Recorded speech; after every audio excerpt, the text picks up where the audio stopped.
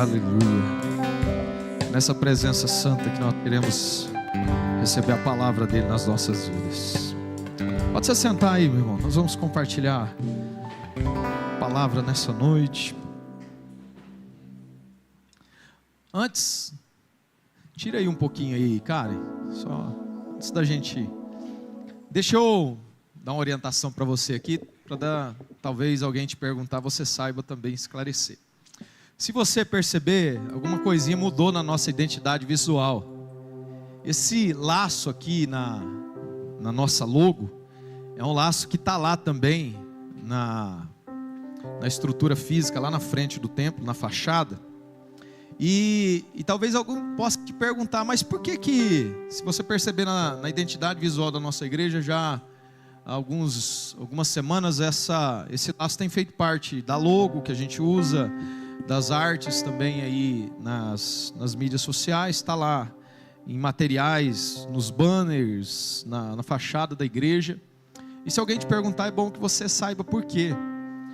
No começo do ano, na nossa campanha do Espírito Santo, nós recebemos uma direção de Deus, uma palavra de Deus naquela semana, assim, foi muito impactante, para sermos uma igreja capaz de acolher, abençoar as famílias com crianças neurodivergentes. Esse laço aqui, ele é um símbolo do autismo. A gente adotou ele na nossa logo, nas artes, porque a gente quer ser um lugar capaz de receber essas famílias na nossa cidade. Durante esse ano a gente desenvolveu algumas atividades com os líderes da igreja, né? A gente tem procurado aprender, desenvolver, capacitar pessoas aqui para que a nossa igreja possa estar preparada para acolher famílias com qualquer necessidade. Talvez, então, se alguém perguntar, mas por que tem aquele lacinho lá? Queria esclarecer para você, porque tem muita coisa colorida por aí que não tem a ver com a fé cristã, sabe? Mas aqui, se alguém te perguntar por que desse laço colorido nas imagens da sua igreja, eu vou dizer, olha, lá na nossa igreja, a gente tem orado a Deus pelas famílias neurodivergentes, com crianças neurodivergentes na nossa cidade. A gente tem tentado ser um lugar, queremos crescer para ter uma estrutura. Nós estamos aí com planos aí para esse 2026, para a gente conseguir avançar e adquirir essas propriedades aqui ao lado da nossa igreja, para que a gente possa ter espaços mais específicos para atender todo tipo de criança, poder ministrar essas famílias. Irmãos, nós recebemos uma palavra, Deus falou tão forte comigo naquela semana do Espírito Santo, assim, sabe? Naquela semana eu pude perceber a dor, sabe? Um dia nós estávamos orando aqui numa daquelas noites de oração e eu consegui ouvir o sussurro de uma mãe gemendo diante de Deus, dizendo, Senhor, eu quero poder ir para a igreja, mas eu queria poder ir para a igreja, uma igreja que as pessoas recebessem não só a mim, mas o meu filho, as minhas filhos, sabe?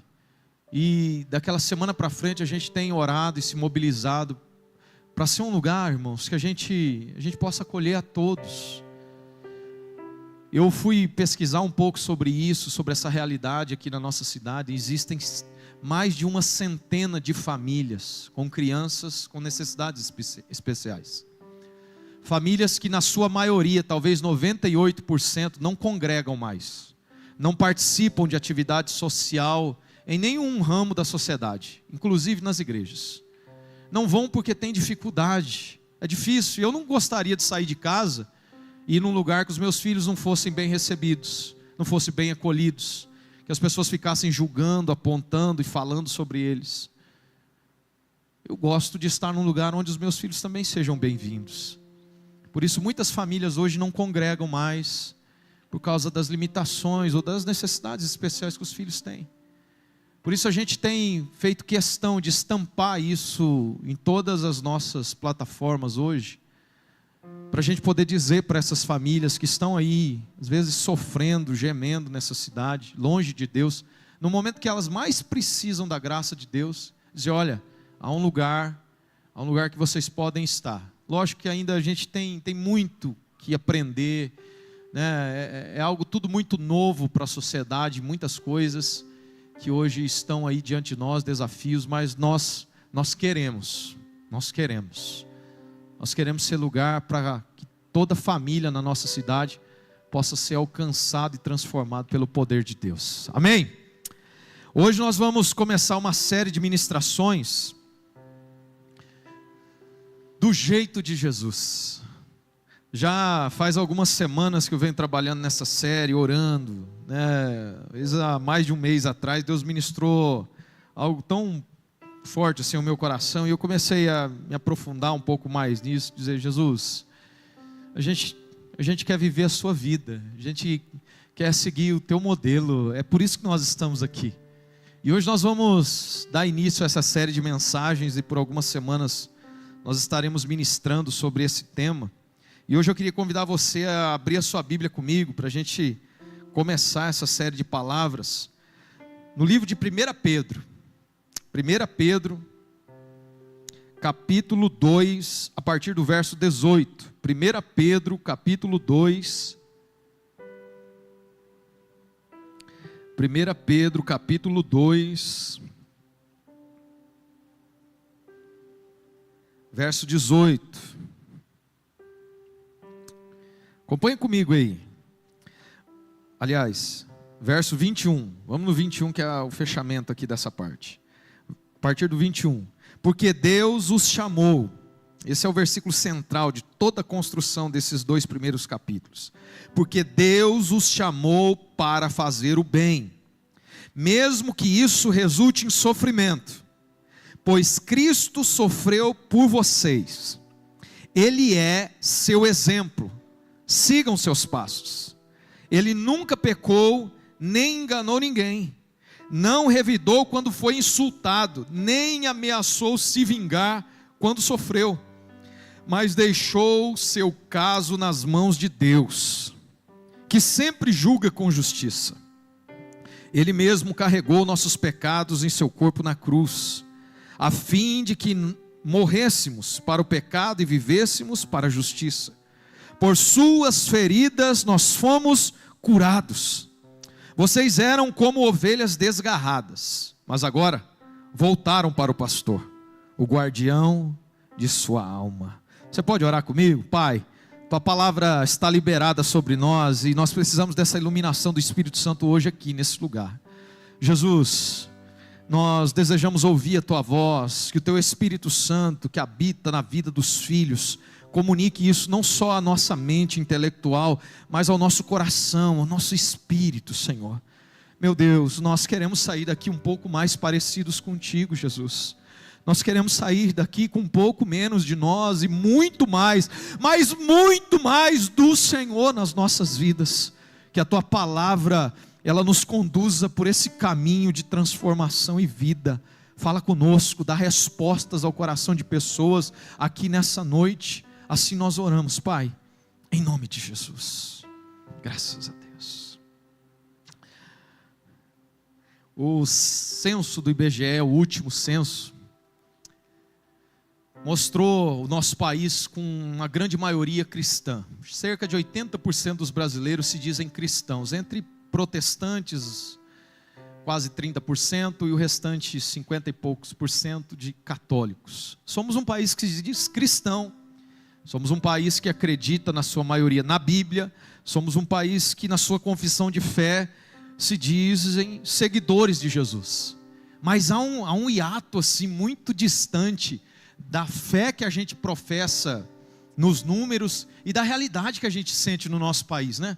Nós vemos os índices de corrupção, as coisas, a criminalidade que acontece no nosso país é impensável. Meu Deus, se tanta gente é cristã, se tanta gente confessa Jesus como o maior exemplo de vida, por que que isso não se repete na vida das pessoas na sociedade?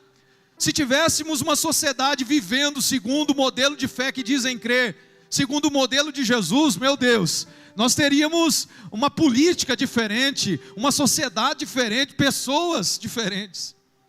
Mas o desafio irmãos, e talvez o grande problema é que nós, às vezes, confessamos a fé cristã, mas não confessamos o modelo de vida de Jesus.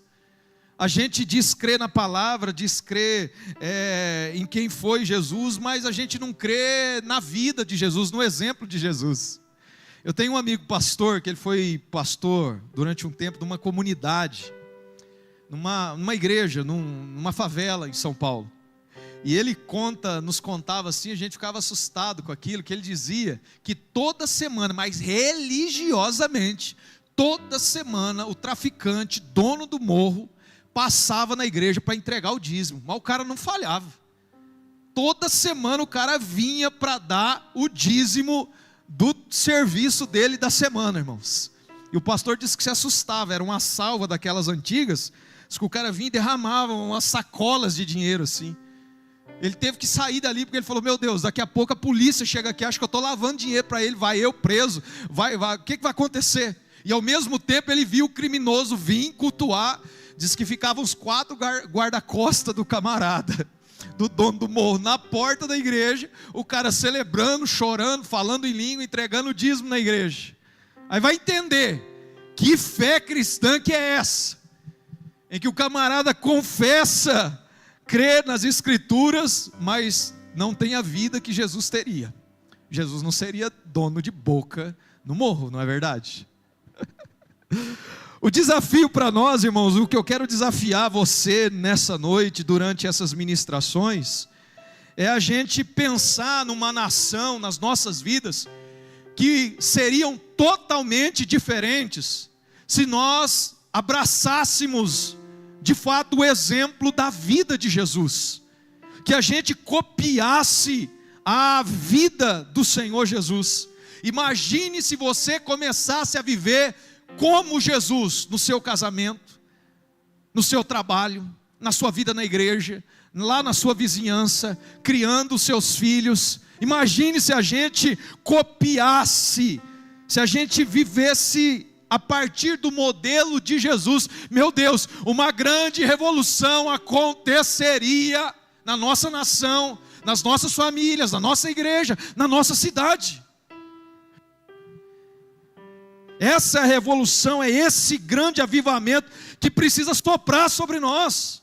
Um tempo em que a gente redescubra o modelo de Jesus para a vida. Tem um livro muito bacana, talvez você possa ter lido, ou talvez possa ter assistido o filme. Esse filme saiu alguns anos atrás, e ele é baseado num livro do pastor Charlie Sheldon. Escreveu aí há mais de 100 anos atrás, ele foi pastor americano, e ele escreveu um livro intitulado Em Meu Lugar, O que Faria Jesus? O que faria Jesus aqui, no meu lugar, nas minhas decisões?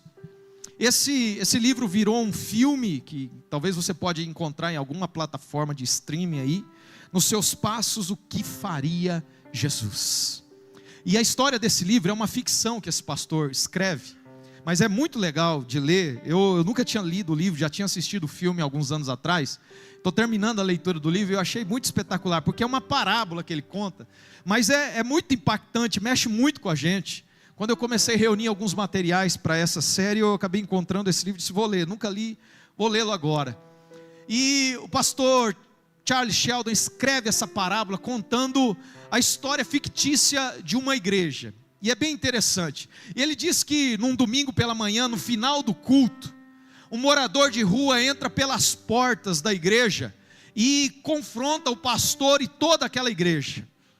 Naquela manhã, o morador de rua entra com toda a autoridade e diz, olha, eu fiquei durante todo o culto sentado lá fora, ouvindo vocês cantarem sobre Jesus, falarem sobre Jesus, ouvi o Senhor pregar sobre Jesus, mas a verdade é que eu já estou nessa cidade, passando fome e necessidade, eu já estou na porta dessa igreja, mendigando e pedindo a muitos irmãos aqui, há muito tempo, e eu nunca vi, na verdade, vocês viverem como Jesus. Porque se Jesus estivesse no lugar de vocês, eu não estaria ainda nas ruas passando fome e necessidade até agora. O morador de rua confronta toda a igreja e diz, olha, vocês deveriam não só pregar sobre Jesus, mas vocês deveriam viver como Jesus. E nessa ficção ele escreve que aquela manhã impactou todo mundo, o pastor, os membros que ouviram aquilo, e algo mexeu no coração de toda aquela congregação, e uma pergunta foi despertada no coração daquele povo. O pastor saiu dali naquela manhã, e muitas pessoas saíram dali dispostos a mudar de vida, dispostos a fazer algo diferente. E então, resumindo assim, ele vai contando na história do livro, que aquela comunidade cristã se mobilizou a fazer o seguinte: eles decidiram, a partir daquele momento, tudo que eles fossem fazer, no trabalho, na família, dentro da igreja, na rotina da vida, desde as coisas mais simples às coisas mais importantes, eles perguntariam: o que faria Jesus no meu lugar? Isso é muito bacana, a história do livro se desenrola, mostrando pessoas que começaram a tomar decisões profissionais baseadas nessa pergunta. Antes dele contratar, demitir, fazer algum processo, ele perguntava: o que Jesus faria no meu lugar? E decidia segundo Jesus. As pessoas daquela igreja começaram a tomar essas decisões baseadas no que faria Jesus lá na escola, na política, no trabalho, vivendo dentro da igreja. O pastor começou a pregar dizendo: olha, a partir de domingo que vem, o que Jesus pregaria nessa igreja? Irmãos, e a história é muito bacana, porque um avivamento começa a tomar conta daquela igreja, um avivamento começa a tomar conta da cidade. As pessoas que começaram agora a viver como Jesus, começaram a mudar um pequeno mundo que elas viviam, suas famílias, suas empresas, suas escolas, a sua vizinhança, e aquilo foi se espalhando. Por fim, toda a cidade foi impactada, transformada por essa revolução que começou com as cópias de Jesus. Quando pessoas decidem viver segundo o modelo de Jesus, isso vai impactar o mundo. Hoje eu quero ministrar nessa primeira semana sobre o poder dessa revolução das cópias de Jesus. Porque esse livro do Sheldon pode ser uma ficção, porém é recheado de verdades bíblicas. Porque o grande chamado da fé cristã, irmãos, é para vivermos o modelo da vida de Jesus. É para a gente copiar Cristo. É para a gente ser uma reprodução fiel, fidedigna de Jesus. Meu Deus, você imagina a gente ocupando cargo público, levando uma vida como a de Jesus? Imagina você criando filhos à maneira de Jesus. Imagina você levando ministérios na igreja à maneira de Jesus. Imagine você limpando uma casa à maneira de Jesus. Imagine você fazendo negócios, comprando e vendendo à maneira de Jesus. O mundo de fato mudaria, irmãos. A nossa sociedade mudaria. Se nós tivéssemos governantes que se dizem cristãos vivendo segundo o modelo de Jesus, se nós tivéssemos lideranças vivendo segundo o modelo de Jesus, se nós estivéssemos vivendo dentro da nossa casa essa revolução poderosa de viver como Jesus, nós impactaríamos a nossa nação de forma mais poderosa e pertinente, de fato. A gente precisa encontrar esse caminho e entender essa vertente, essa importância disso na fé cristã, queridos. A gente precisa descobrir isso, porque o apóstolo Pedro descobriu isso. Ele entendeu que a fé cristã tinha como objetivo fazer daqueles que foram salvos cópias de Jesus Cristo. Gente que decidisse viver como Ele. Gente que decidisse tomar uma posição na vida e viver como seu Salvador. Isso é impactante, transformador, quando a gente se posiciona para viver a vida de Jesus. Esses 2 primeiros capítulos dessa carta que Pedro escreve, são basicamente uma orientação de como os salvos devem viver. Pedro vem desde o início mostrando que agora que nós fomos redimidos, e vivemos pela eternidade, a nossa vida aqui na terra precisa testemunhar, ser como a de Jesus. E ele vai falar sobre a santidade, o modelo de vida santa. Ele vai compartilhar nesses primeiros capítulos, até o 3, ele vai falar sobre como vivermos como maridos, como funcionários, como patrão, como autoridade, como nós vamos ter um padrão, que modelo de vida os salvos terão nesse mundo. E o versículo central de tudo isso, que fundamenta toda essa descrição de Pedro, para mostrar como você vai ser em casa, como você vai ser no trabalho, como você vai ser na igreja, como você vai ser na sociedade. Pedro aponta todos esses caminhos, mas fundamenta o grande modelo em Jesus. E é por isso que ele vai chegar aqui no verso 21 e vai usar essa palavra aqui, que é pontual e é a base da construção de tudo isso que Pedro faz. No final do verso 21, coloca para mim aí, por favor. Ele vai dizer assim: ele é seu exemplo, sigam seus passos. Ele é o seu exemplo, sigam seus passos. A palavra exemplo que Pedro usa aqui, a palavra grega para exemplo, nos remete à ideia, sabe quando você começou a ser alfabetizado?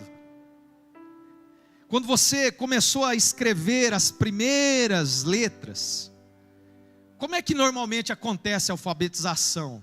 Né? Antes da gente sair fazendo as letras assim, a gente primeiro recebe aquele livro de caligrafia, para a gente começar a nossa alfabetização, e as letrinhas são pontilhadas. Lá em casa a gente comprou Caminho Suave para o Adrian fazer. Quem tem mais de 30 anos aqui, talvez deve ter usado essa apostila de alfabetização, que talvez foi o material mais vendido no Brasil durante décadas. Caminho Suave. Era como você ensinava os seus filhos, alfabetizava eles em casa, esse livretinho aí que muita gente, gerações, décadas e décadas fizeram. Então como que a gente começava a alfabetização? O alfabeto está lá pontilhadinho, não é assim? E aí a gente começa, a criança lá, ainda como não tem a coordenação para fazer a letra sozinho, o que ela faz? Ela só risca em cima do pontilhado. Lá em casa, o Adrian riscava em cima do pontilhado, aprendendo a fazer o A, aprendendo a fazer o B, aprendendo a fazer o C. Estava todo o modelo ali pronto, ele só precisava riscar em cima. Irmãos, a palavra que Pedro usa aqui, remete a essa ideia. Quando ele está dizendo, Jesus é o exemplo, Jesus é o modelo, Jesus é a forma, Jesus é a referência. Vocês não precisam inventar nada, vocês não precisam fazer nada sozinhos, vocês não precisam desenvolver metodologia nenhuma, vocês não precisam descobrir nenhuma outra chave para ser santo e ir para o céu. Você só precisa escrever pelo modelo que Jesus deixou. Você só precisa viver pela linha pontilhada que Jesus já deixou bem claro para nós. A palavra de Pedro é essa: ele é o exemplo. Só sigam os seus passos, só continuem aquilo que ele fez. Sabe, um grande mal histórico da igreja, irmãos, desde a igreja primitiva, era achar que Jesus não era suficiente, era achar que a gente sempre precisava de Jesus e mais alguma coisa. A nossa geração continua diante desse mesmo dilema. A gente acha que seguir o modelo de Jesus é impossível, não dá para fazer, então vamos atrás de Jesus e mais alguma coisa que seja possível. Eu queria que você entendesse que a estrutura básica da fé, irmãos, está em sermos pessoas que vão manifestar o legado, a verdade, a vida de Jesus na vida. O cristianismo não é sobre pessoas que têm uma carteira de crente evangélico, gente que diz que é católico ou protestante, não. O evangelho sempre foi sobre pessoas que escrevem as suas vidas sobre as marcas de Jesus, sobre aquilo que Jesus já construiu, sobre o modelo que ele já deixou. Deixa eu dizer uma coisa para você aqui, que eu não sei se só eu que que fui exposto a esse tipo de ensino na vida. Eu tenho mais de 20 anos na fé cristã. Mas sabe o que eu ouvi por muitos anos na minha vida? E eu vou dizer para você que eu nunca, talvez até uns 10, 12 anos atrás, eu nunca tinha entendido isso com a tamanha profundidade e importância devida. Sabe por quê? Porque eu aprendi durante muito tempo, nas conversas informais ou até nos ensinos, que o modelo de Jesus era inalcançável. De forma direta ou indireta, as pessoas sempre acreditaram ou disseram, pelo menos no contexto de fé que eu vivi, pelas igrejas que eu andei, que Jesus era o modelo. Então, olha, Jesus é o modelo da perfeição, a gente é o rascunho da coisa errada. Então assim, Jesus é Jesus. Gente, vocês não estão querendo que eu viva como Jesus, né? Por favor, Jesus é Jesus, Ele era santo, eu sou pecador. Convivi com muita gente, cresci num contexto de gente que dizia, não, o modelo de Jesus é o máximo, então a gente vive o mínimo. A gente nunca vai ser capaz de reproduzir a vida de Jesus. A gente nunca vai ser capaz de viver como Jesus. Jesus é só o expoente. A gente vai tentar alguma coisinha que você conseguir fazer aí, beleza. Lá no céu vai estar tudo bem. Irmãos, eu não sei se criaram isso, se decidiram conviver com isso, para às vezes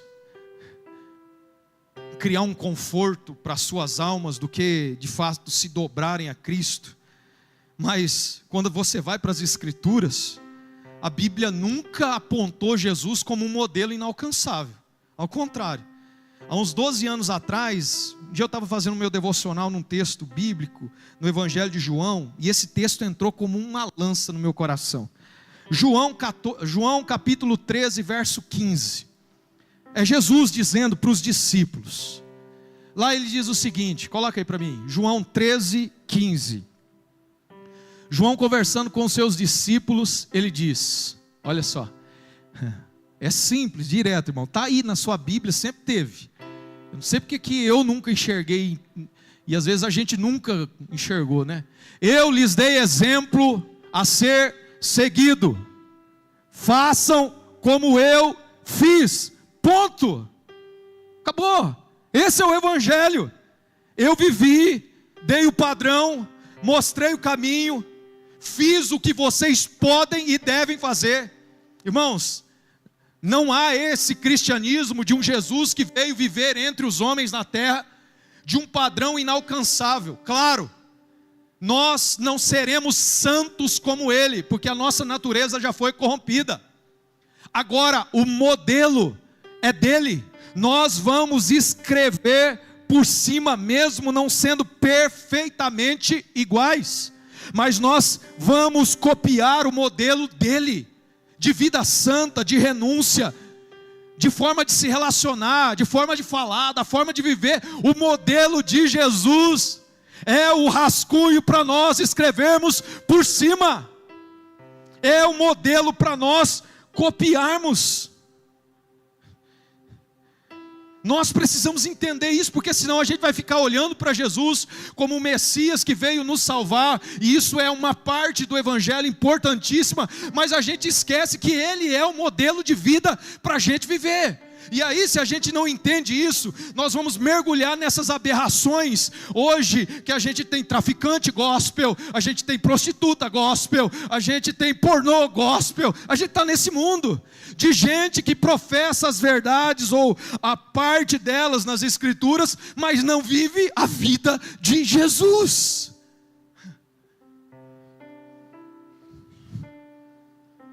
O que nós precisamos construir é o modelo de vida de Jesus. Pedro está dizendo, Ele é o exemplo, sigam seus passos.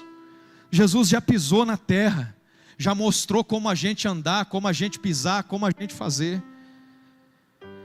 Eu queria desafiar você, querido, a nessas próximas semanas, a partir de hoje, sair daqui com a mesma indagação que aquele mendigo do Sheldon, aquele morador de rua do livro, gerou naquela igreja. Eu comecei a me desafiar nessas últimas semanas com essa pergunta. Eu vou dizer, hein? É profunda, poderosa, impactante, hein? Eu colei lá no meu computador. Estou carregando nessas semanas as coisas que eu vou fazer, as coisas que eu vou decidir. Eu fico me perguntando, o que Jesus faria? O que Jesus faria no meu lugar? E eu queria desafiar você a tomar uma posição nova na sua vida, a sair daqui hoje decidido, a começar a fazer essa indagação para você. Se o chamado da palavra é para a gente viver essa revolução das cópias de Jesus, a gente precisa começar a se perguntar assim: amanhã, a hora que a gente for trabalhar, o que Jesus faria aqui, diante desses dilemas na minha empresa? O que Jesus faria com esse funcionário abençoado? O que Jesus faria com esse patrão que me disse essas coisas? O que Jesus faria com esse cliente? O que Jesus faria no meu lugar na hora de comprar e vender? Irmãos, você não tem ideia do que isso mexe com a gente. Como isso tem um poder de modelar a nossa vida. Eu vou te dizer, hein? Eu estou assustado com isso, hein? Rapaz, você começa a perguntar o que Jesus faria, e o Espírito Santo testifica na hora: Jesus faria isso. E aí você fica, né, com a batata quente na mão. E daí? Eu sei o que eu tenho que fazer, porque o meu Jesus me mostrou o caminho. Agora o que eu vou escolher fazer? Querido, é tempo da gente viver um avivamento profundo. É tempo da gente viver uma transformação gloriosa, a partir de uma decisão de vida que começa nas coisas simples. Levantou de manhã, vou orar, vou pegar o celular. O que Jesus faria? Você já sabe. Você já sabe. Jesus não ia dar uma espiadinha no celular. Ele ia orar. Você vai viver o dia e vai se perguntar, e você vai ter respostas. Imagine a revolução que nós viveríamos, que sopraria sobre a nossa nação, se você dentro da tua sala de aula, na tua vizinhança, dentro da tua casa, no teu trabalho, começasse a perguntar: o que Jesus faria? O que Jesus faria? Eu quero fazer o que Ele faria, porque o meu chamado é para escrever em cima da história que Ele me deixou como modelo. Essa pergunta vai marcar o nosso coração, irmãos. Eu queria desafiar você nessas próximas semanas a viver debaixo dessa verdade, a decidir o que você vai comprar, o que você vai vender, o que você vai falar, o que você vai fazer. Você imagina se nós perguntássemos o que faria Jesus quando a gente quer tomar aquelas decisões carnais, impulsivas, sentimentais? Você imagina? O que faria Jesus? A minha vontade e a tua vontade a gente já sabe. Mas aí quando a gente pergunta o que faria Jesus, nós vamos ter um limitador para a nossa carnalidade. Vou dizer para você algumas experiências que eu vivi esses dias, perguntando isso em alguns momentos que eu tinha medo de agir, em alguns momentos que eu pensei, não, é melhor eu ficar quieto, é melhor eu não fazer nada. Mas aí eu me perguntei o que faria Jesus, e aí eu entendi do Espírito Santo: Jesus não ficaria quieto, Jesus agiria, Jesus se posicionaria. Então eu vou me posicionar como Jesus. Mas em alguns momentos que eu desejei agir, fazer alguma coisa, e eu perguntei o que Jesus faria no meu lugar, e eu entendi do Espírito Santo que Jesus não responderia daquela forma. Jesus não agiria naquele momento. Jesus não reagiria conforme eu estava desejando. Isso mudou as minhas ações. Agora você imagina na sua vida, irmãos, se você leva essa pergunta simples, entendendo que você é um discípulo de Jesus, foi chamado para viver segundo o modelo dele. O Espírito de Deus vai te dar respostas em tudo. Imagine cada negócio que você for fazer e você perguntar: Jesus entraria nesse negócio? Jesus compraria isso? Jesus venderia isso? Imagine se cada coisa que você for começar, você perguntasse: será que Jesus começaria isso? Acho que não. Então também não vou começar. Será que Jesus pararia de fazer o que eu parei de fazer? Não, Jesus não pararia. Então eu vou segundo o modelo de Jesus. Imagine, irmãos, se cada postagem que a gente fosse fazer, a gente se perguntasse: Jesus postaria essa foto? Jesus escreveria esse texto? Jesus curtiria essa publicação?